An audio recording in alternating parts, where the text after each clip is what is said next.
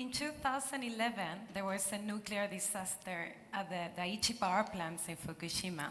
Many of you may remember that. Citizens in Japan were very concerned because of the lack of access to open data regarding radiation levels. So citizens started engaging with technologies using do-it-yourself technologies such as Safecast to monitor radiation levels themselves. Why? Because radiation could kill you. And if your government's not providing reliable data, then you might have to go out and do it yourself. So this was one of the most successful technology interventions that allowed communities to engage with technologies at the grassroots level, to create and assemble their own sensing technologies, and to put them out there to create the tools that would empower large amounts of citizens. So people started talking about urban participatory sensing.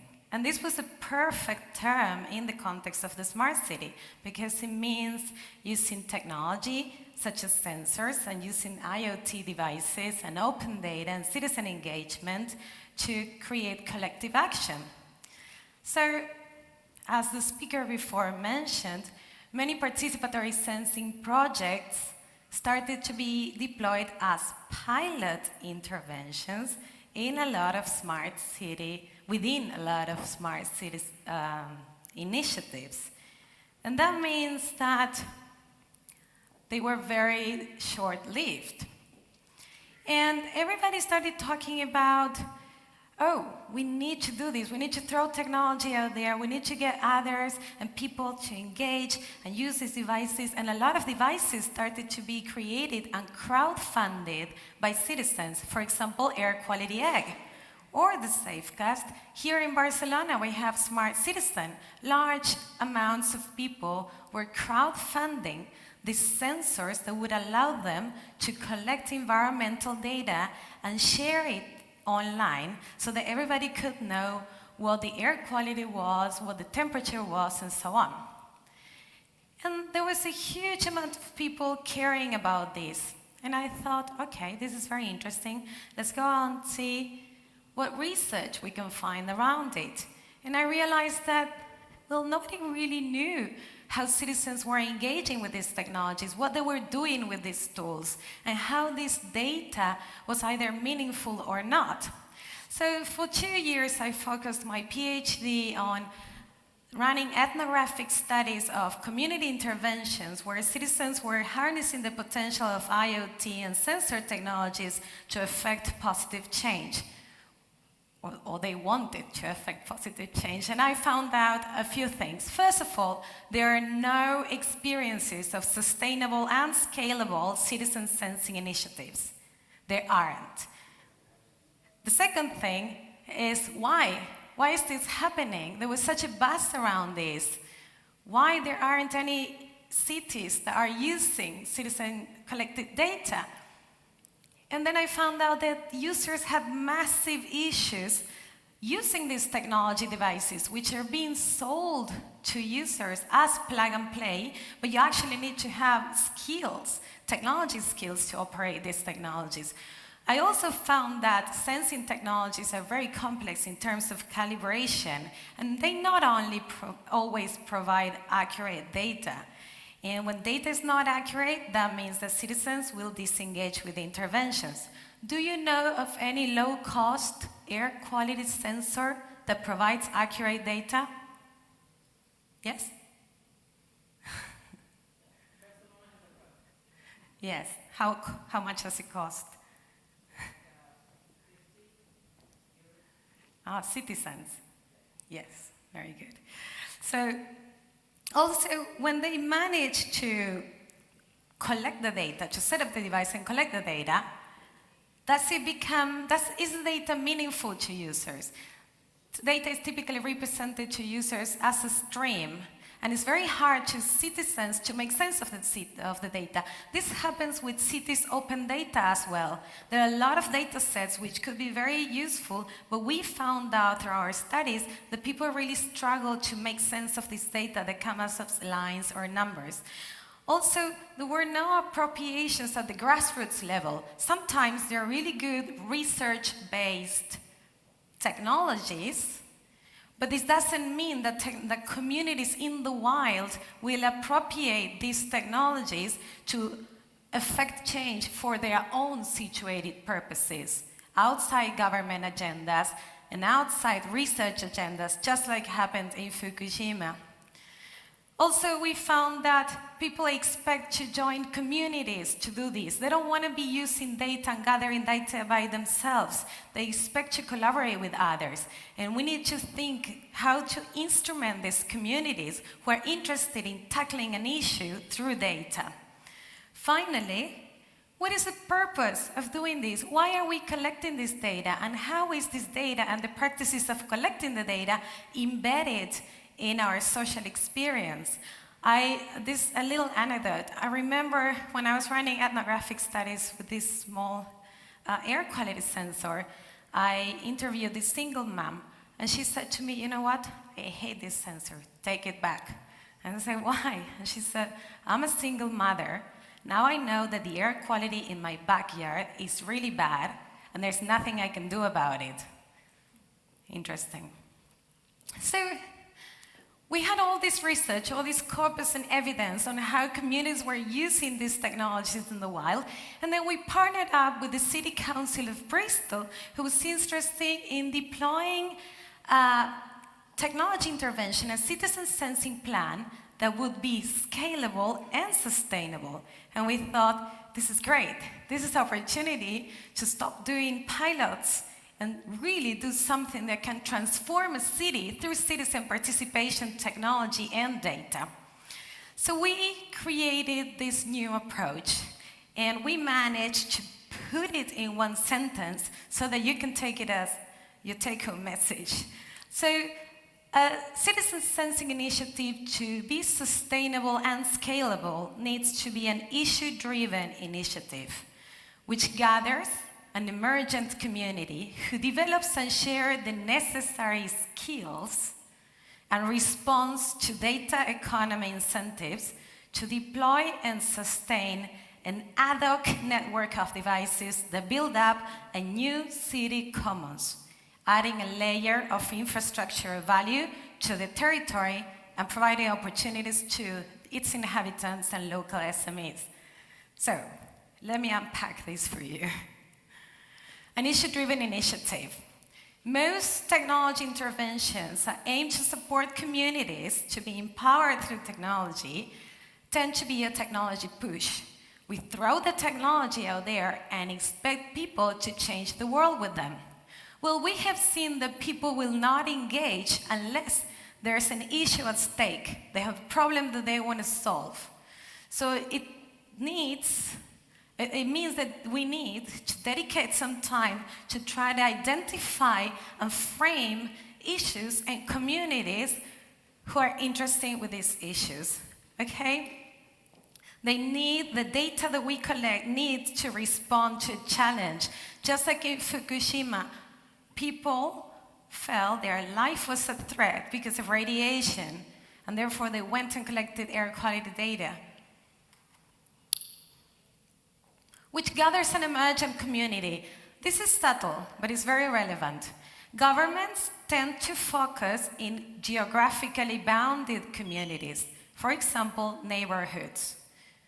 But we have seen that it is not your fault that your neighbor lives next to you. It doesn't mean that you share concerns just because he rents the house next to your house. What we have seen is that the most powerful data-driven initiatives came from emergent communities, people who gathered around an issue. Look at Wikipedia. These are not a group of neighbors. This is people from all over the world who care about creating knowledge. Look at all the crowdfunding communities. For example, the community who crowdfunding Smart Citizen or Air Quality Egg. These people are all over the world. What unites them is the willingness to do something or a pressing issue that connects them. So technology interventions should focus on emergent communities, although geographically bounded communities can provide traction. Once I identify an issue in a neighborhood, for example, and an emergent community around it, then it's more likely that others in that area will engage. Who develops and shares the necessary skills?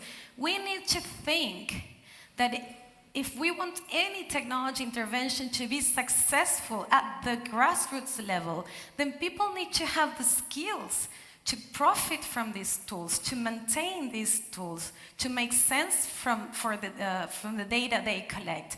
And we have paid very little attention to what are the skills that are necessary in this context of the smart city. And also we have seen that by facilitating collaboration and sharing, we can strengthen the communities because people meet and learn from each other.